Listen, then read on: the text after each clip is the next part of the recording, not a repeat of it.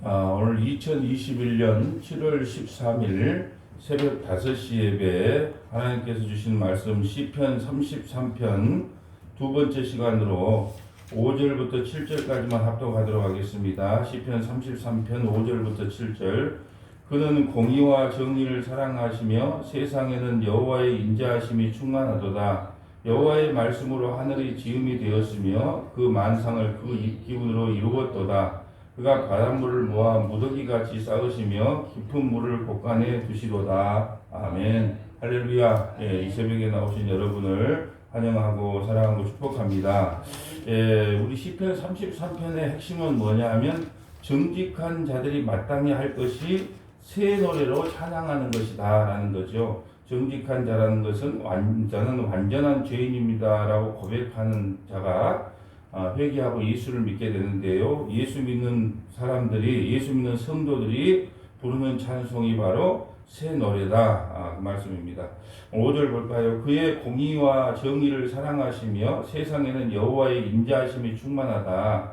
우리가 우리에게 비를 내려주시고 햇빛을 주시고, 여러분 다 이런 것들이 세상을 우리가 살 수 있게 하는 그 원동력이 뭐냐 하면 하나님의 인자하심이 이 땅에 충만하기 때문에 우리가 숨쉬고 살아갈 수 있다는 겁니다.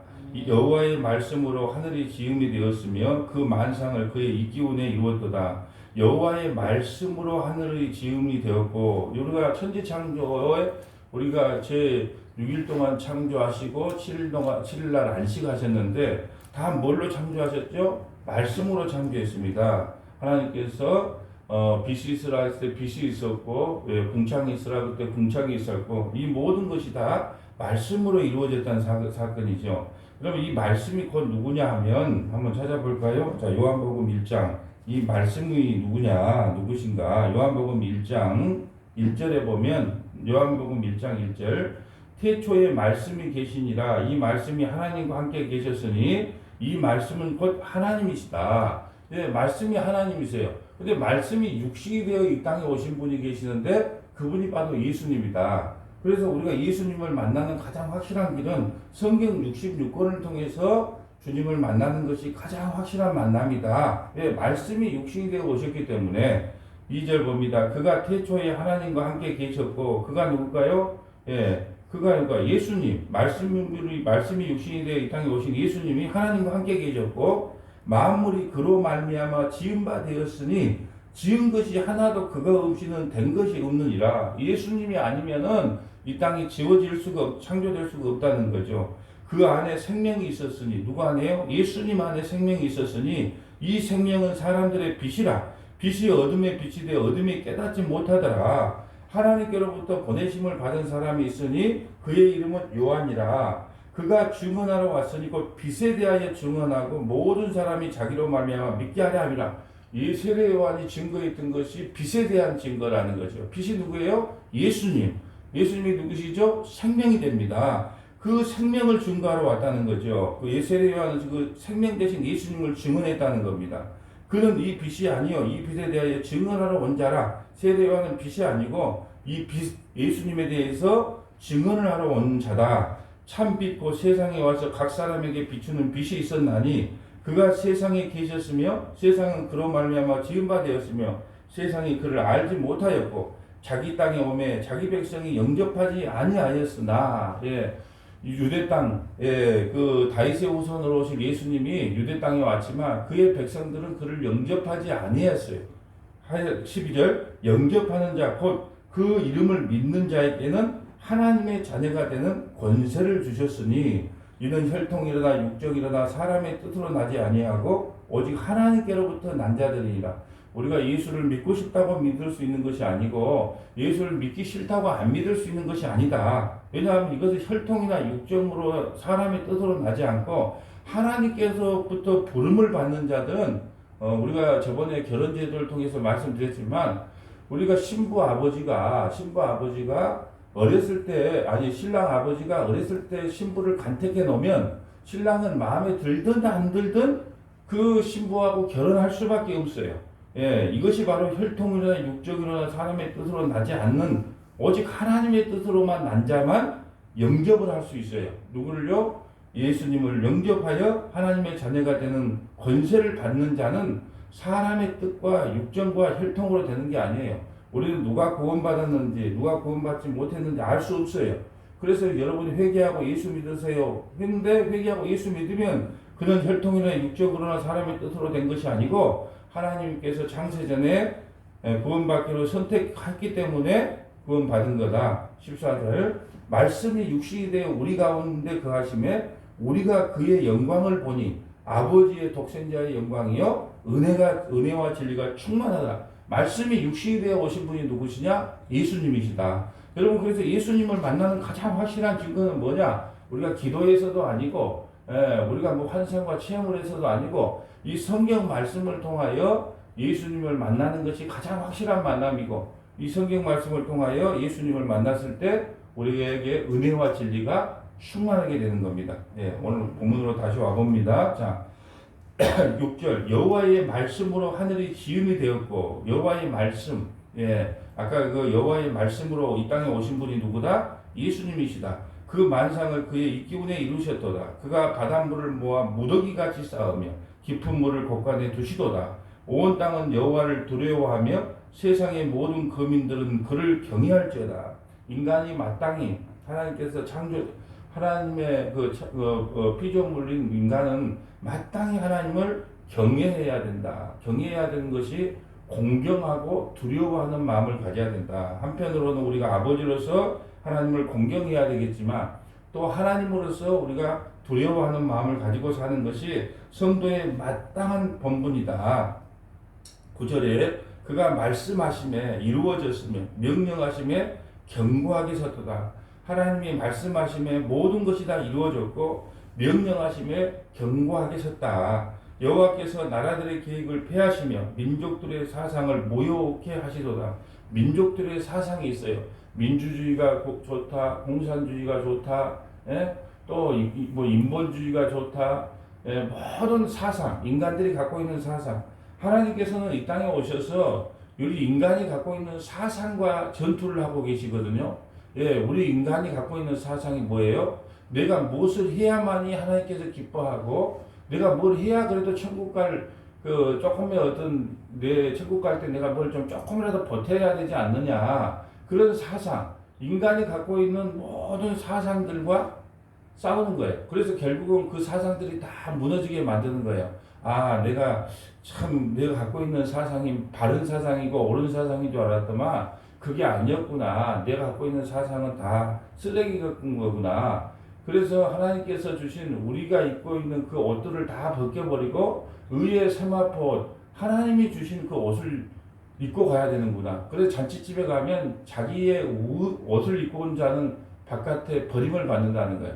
그것은 자기 사상이거든요. 자기 사상을 가지고는 하나님 앞에 나갈 자가 아무도 없는 거예요.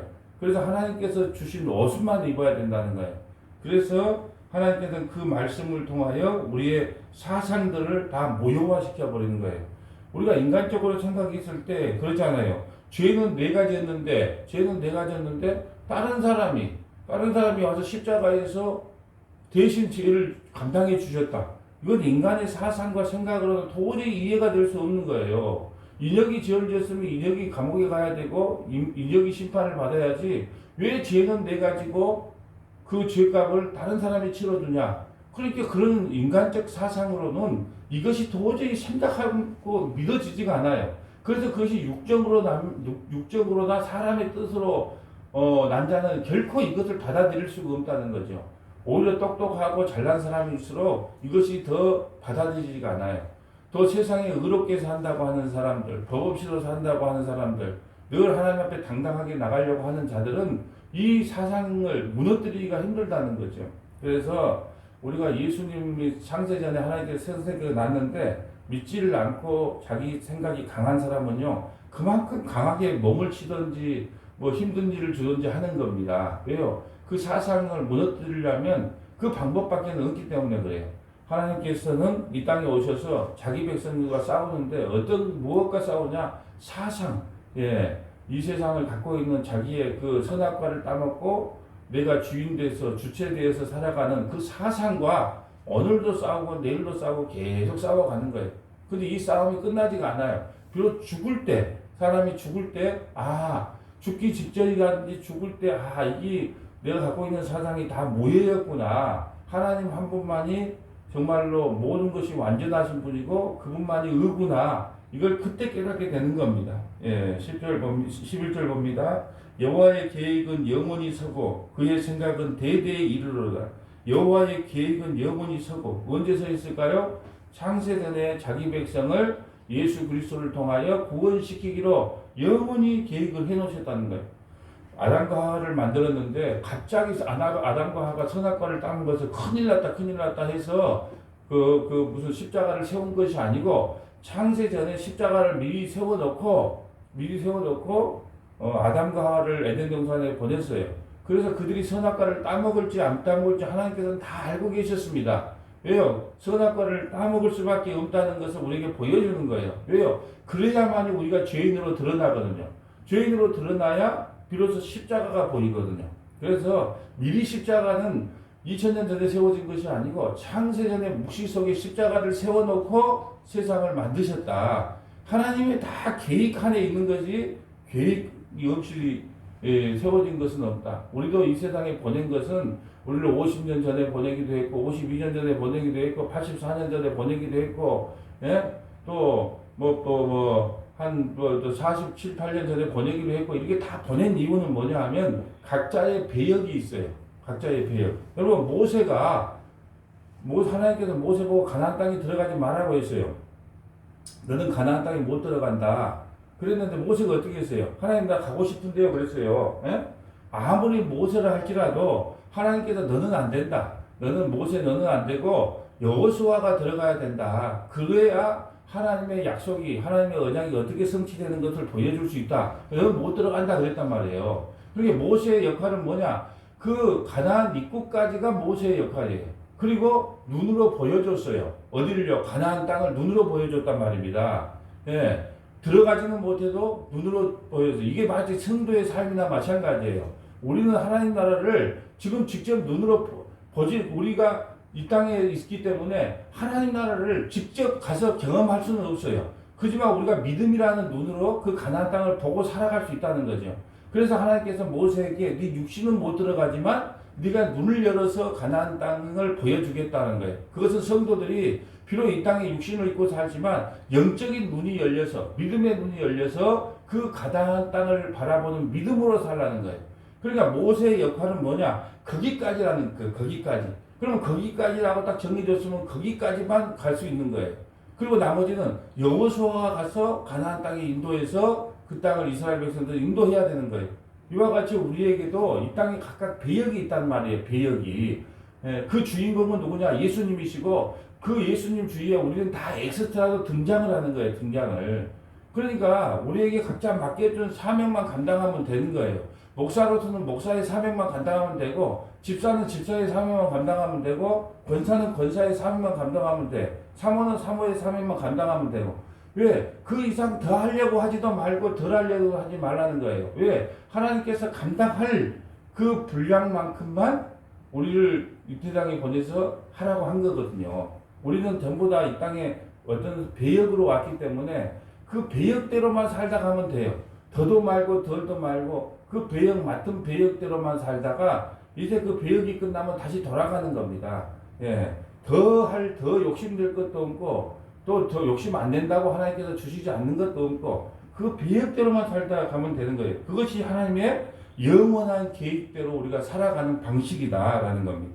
12절 봅니다. 여호와를 자기 하나님으로 삼은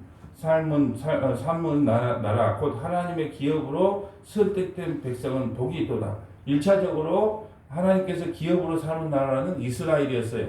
그렇지만 이스라엘이 하나님께 온전히 순종하지 못함으로 지금 이방인들까지 우리가 하나님의 기업 안으로 들어오게 된 겁니다. 하나님의 기업이 됐다고 하는 것은 제일 복받은 인간들이다, 성도들이라는 거예요. 왜 복을 받았느냐? 하나님의 기업이 되었다는 것은 천국을 이제 소유하게 되었다라고 하는 거예요. 우리에게 기업이 뭐냐? 천국이 기업이에요, 천국이. 그런데 천국을 기업으로 얻기 위해서는 어떻게 해야 되냐? 여호와를 자기 하나님으로 삼아야 돼요. 예, 어떻게 보면 성도들과 이야기하다 보면 하나님이 자기 하나님이 아니고 꼭 너미 하나님처럼 이야기하는 경우가 있어요. 하나님을 자기 하나님으로 삼아야 된다. 예수님을요, 내 예수, 나의 죄를 위해서 대신 십자가에 지신 예수로 알아야지 그것을 남의 예수로 보면 그건 못 받는다는 거예요. 항상 자기 하나님으로 삼아야 된다. 자기 하나님으로 삼은 나라, 곧 하나님의 기업으로 선택된 백성은 복이 있는데 그 기업이 복을 받는 사람은 기업을 선물로 받는다. 그 기업이 뭐다? 천국을 소유할 수 있다는 거죠. 13절, 여호와께서 하늘에서 굽어보사 모든 인생을 살피시며 그가 거하시는 곳에서 세상의 모든 거민들을 굽어 살피시는도다. 하나님께서 우리 눈에 안 보인다 해도 우리 인생을 굽어 살펴보는 거예요. 굽어 살펴본다. 그렇다면 우리가 하나님께서 이 말씀을 믿는다면 하나님 앞에 좀 바르게 살고 의롭게 살 수 있을 것 같죠. 예. 우리가 성경 말씀을 통해서 하나님이 우리를 굽어 살펴본다. 하나님은 안 계시는 데가 없다. 그걸 모르는 사람이 어디 있습니까? 예, 교회 좀 다니고 성경 좀 읽어본 사람은 다 아는데 그 정답을 안다 할지라도 인간은 그렇게 또 살 수 없는 존재라는 거죠. 예, 정답을 안다고 해도 살 수 없는 것이 인간이에요. 그래서 예수님의 대속의 원리, 은혜의 원리가 아니면 인간은 단 한 명도 구원받을 자가 없다는 거예요. 여러분 이스라엘 백성들이 왜 몰랐을까요? 구름 기둥과 불 기둥 아침마다 만나를 매겼단 말입니다. 그래서 하나님이 우리와 함께 한다는 걸 알았어요. 이스라엘 백성들은.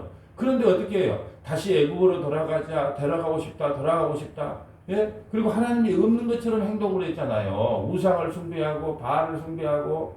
여러분 인간은 정답을 안다고 해서 정답대로 살아갈 수 없는 게 인간이라는 거예요. 그래서 이 새벽에도 그렇고 내일 새벽에도 그렇고 새벽마다 하나님의 은혜와 자비를 구하는 것이 여기에 있는 거예요. 내가 하나님의 뜻을 다 안다고 다 살아갈 수 있다? 예, 그럴 수 없다는 거예요. 이스라엘 백성들은 그렇게 많은 경험을 했었어도 안 되는 거예요. 안 돼. 그래서 예수님께서 우리를 위해서 십자가에 죽으실 수밖에 없다. 16절 봅니다. 많은 군대로 구원 얻을 왕이 없으며 용사가 힘이 세어도 스스로 구원할 수 없다. 많은 군대가 있다 할지라도 엊그저께 우리가 뵀잖아요. 3만 명의 정예 군대가 그 언약궤를 싸고 갔다 그러잖아요. 많은 군대로 구원 얻을 왕이 없으며 용사가 힘이 세어서 스스로 구원하지 못한다는 거예요. 아무리 많은 군대, 아무리 많은 윤리 도덕적인 삶, 아무리 많은 지식을 갖고 있다 해도 그걸로는 절대 우리가 구원받지 못한다는 거죠. 구원하는데 군마는 헛되며 군대가 많다 하여도 능히 구하지 못하는도다. 아무리 군대가 많고 군마가 많고 내가 성경적인 지식을 많이 안다 할지라도 그걸로 구원받는 것이 아니고 그 십자가의 대속의 은혜로만 구원을 받는다는 거죠. 그런데 왜 우리가 성경을 배워야 됩니까? 성경을 알면 알수록 내가 죄인인 것이 드러나고 성경을 알면 알수록 그 십자가의 깊이와 높이와 넓이가 얼마나 큰지 그걸 깨닫고 하나님께 감사하게 나오라고 우리가 성경을 배우는 거예요. 성경 지식이 많다고 구원받는 것이 아니에요. 오직 구원은 십자가의 은혜와 십자가의 사랑, 공일로 구원받는 거예요. 그런데 왜 성경을 본다고요? 성경을 알아야, 성경을 배워야 그 십자가의 대속의 은혜가 춘총이 얼마나인지를 알 수 있기 때문에 그렇습니다. 그래서 우리가 구원하는 데는 군마가 헛되며 군대가 많다고 해도 단 한 사람도 구원할 수가 없다. 자, 바쁘지만 한번 찾아볼게요. 이사야 31장 1절부터 3절 가봅니다. 이사야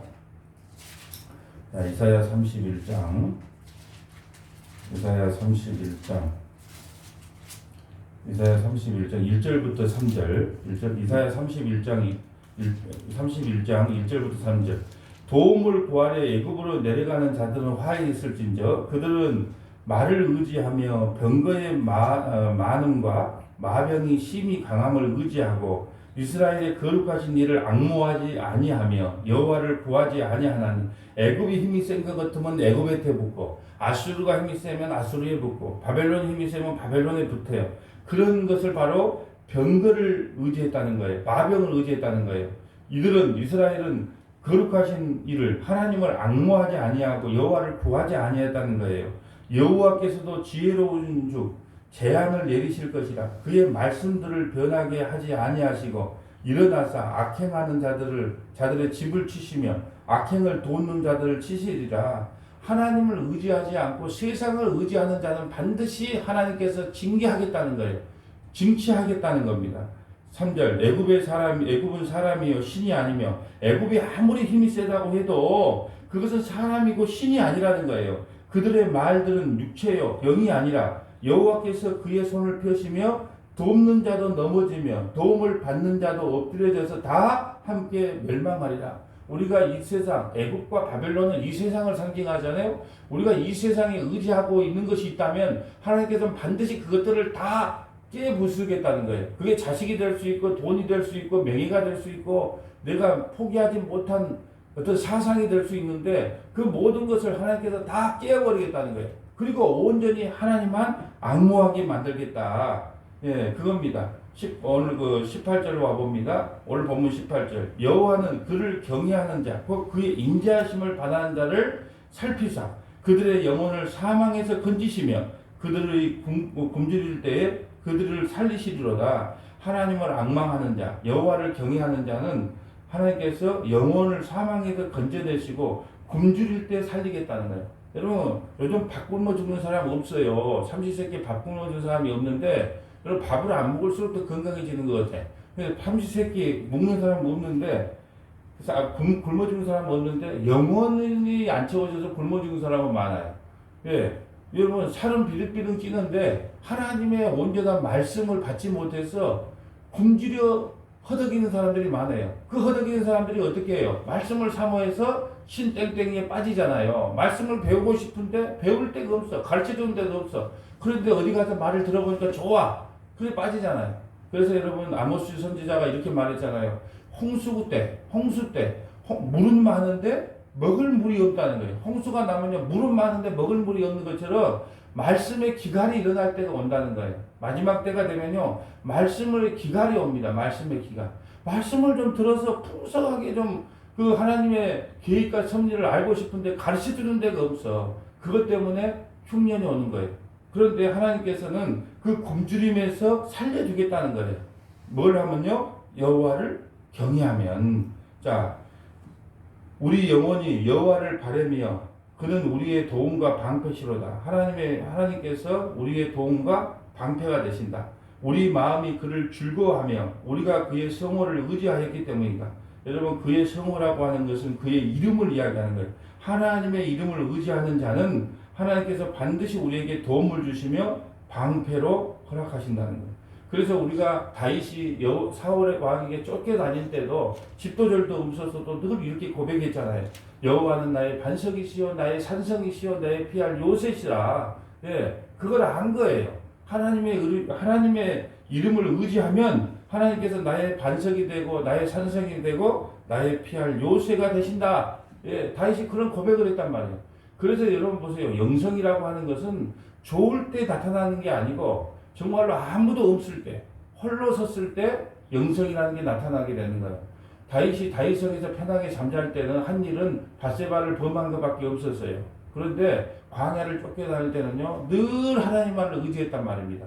여러분 에덴 동산에서요 손만 벌리면 먹을 거 입을 거 그리 많았단 말이에요. 에덴 동산에는. 그런데 그곳에서 타락이 일어났단 말입니다. 타락이. 그러니까 우리 환경이 좋다고 해도 좋다고 하나님을 잘 섬기는 게 아니고 환경이 좋지 않고 정말로 마음이 황폐해지고 궁핍해질 때 그때가 바로 하나님을 찾을 때라는 거죠. 22절 여호와여 우리가 주께 바라는 대로 주의 인자하심을 우리에게 베푸소서. 인자하심을 우리에게 베푸소서. 여러분 인자는 하나님의 언약을 하나님이 이루신다는 거예요. 하나님 뜻대로 이루시옵소서. 예, 이것이 이제 우리 마지막 고백입니다. 우리 인생의 고백이 하나님 나를 어떤 배역으로 이 땅에 보냈는지 나는 알 수 없지만 그 배역대로 나를 사용해 주시옵소서. 그 언약대로 이루어 가시옵소서. 이것이 우리 성도들의 고백이어야 된다는 거죠. 오늘 시편 33편을 마무리하면서 3절에 보면 새 노래로 그를 노래하며 즐거운 소리로 아름답게 연주할지어다. 그런데 그 왜 우리가 새 노래로 불러야 되냐? 그의 말씀이 9절에 보면 그가 말씀하심이 이루어졌으며 명령하심에 경고있었도다. 천지를 하나님께서 창조하셨기 때문에 그리고 우리를 구원하셨기 때문에 우리는 새 노래를 불러야 된다. 그래서 오늘 그 해설집은 30편 33편의 해설집은 찬송가 79장입니다. 자, 찬송가 79장에 보면 오늘 본문에 본문이 하시고자 하는 모든 말씀의 핵심이 나와 있어요. 시편 찬송가 79장, 찬송가 79장. 자, 보세요. 오늘 시편 33편의 해설집에 주 하나님이 지으신 모든 세계, 주 하나님 지으신 모든 세계 내 마음속에 그리어 볼 때 하늘의 별 울려 퍼지는 뇌성 주님의 권능 우주에 찾네. 뭘로요? 말씀으로. 주님의 높고 위대하심을 내 영혼이 찬양하네. 주님의 높고 위대하심을 내 영혼이 찬양하네. 숲속이나 험한 산골짜기에서 지저귀는 저 새소리들과 고요하게 흐르는 시냇물은 주님의 솜씨 노래하더라. 천지를 창조하신 하나님의 솜씨를 우리가 찬송할 수밖에 없다. 주님의 높고 위대하심을 내 영혼이 찬양하네. 주님의 높고 위대하심을 내 영혼이 찬양하네. 주 하나님 독생자 아낌없이 우리를 보내주셨네. 예, 찬양이 나오죠. 주 하나님 독생자 아낌없이 우리를 위해 보내주셨네. 십자가에 피 흘려주신 주 내 모든 죄를 대속하셨네. 주님의 높고 위대하심을 내 영혼이 찬양하네. 주님의 높고 위대하심을 내 영혼이 찬양하네. 1, 2절은 뭐예요? 1, 2절은 천지를 창조하신 말씀으로 창조하신 하나님을 찬양하고 3, 4절은요. 독생자 예수 그리스도를 이 땅에 보내셔서 우리를 죄와 사망에서 구원해 주는 것을 찬양해요.